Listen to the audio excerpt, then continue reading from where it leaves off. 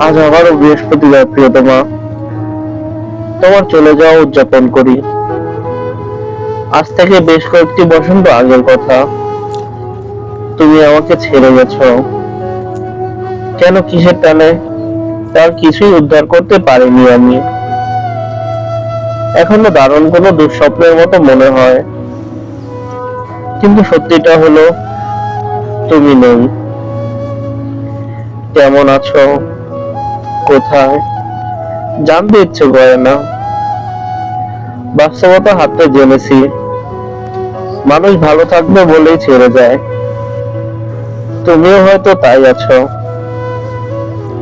ভেবেছিলাম পাগল হয়ে যাব তোমাকে হারানোর শোকে, কিন্তু পাগলাগারও তো আমাকে রাখেনি। তোমাকে বলতে খুব একটা কষ্ট হয়নি আমার, শুধু স্মৃতি কিছুটা হাত করেছিল আমাকে।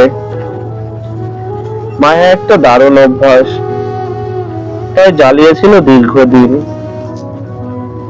এই যেমন জীবনের নানা আনন্দের সংবাদ তোমাকে জানাতে গিয়ে দেখি ওপাশ থেকে কারো সারা শব্দ নেই।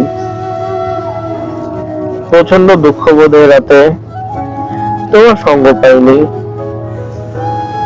জ্বরের ঘরে তোমার নাম ধরে ডেকে পেরেছি বহুবার। এখন কিছুটা নিয়ন্ত্রণের হৃদয়। তোমাকে হারানোর পর দীর্ঘ একটা সময় নিজেকে খুঁজে পাইনি। নিজেকে খুঁজতে গিয়ে আমি আরো বেশি হারাতে থাকি নিজেকে। কোন এক রাতে নিজের দেখা পাই, নিজের সঙ্গে নিজের বৈঠক বসাই। তুমুল আলাপ আলোচনা হয় নিজের সঙ্গে নিজের। সেদিন পৃথিবীর অদ্ভুত সব প্রশ্নের উত্তর খুঁজে বের করেছিলাম আমি। তারপর দেখো কেমন বদলে গেলাম আমি। মানুষ চিরকালই ভালোবাসার কাঙ্গাল। ভালোবেসে যেমন পায়ের কাছে পড়ে থাকে, অবহেলা অপমানে ফিরে গেলে আরো ভয়ানক হয় সেই ফিরে যাওয়া।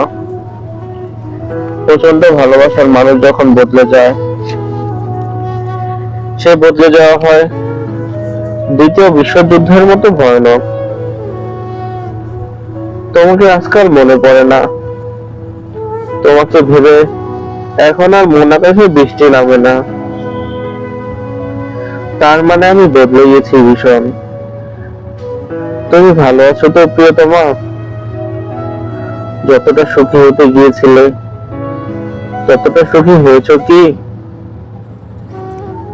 বৃহস্পতিবার এলে প্রথম বিদায় পড়ার গন্ধ পাই। গন্ধটা আমার ভীষণ চেনা, যেন সেই হৃদয়ের ক্যালেন্ডারে কোথাও আমার নাম। একদিন ভালোবেসে স্বপ্নের জাল বুনেছিলাম। বৃহস্পতিবার এলে সুর তোলে কে যেন ভীষণ কান্না করে।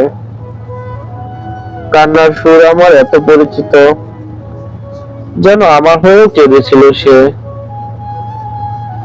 বৃহস্পতিবার এলে একটা পাখি নিঃসঙ্গতার ধারে বসে থাকে। কোথাও উড়ে যেতে চায় না সে, যেন সে ভীষণ ক্লান্ত, সাধ্যের আকাশে উড়ে উড়ে। আজ আবারও বৃহস্পতিবার প্রিয়তম, তোমার চোখের কাজল সাবধানে রেখো।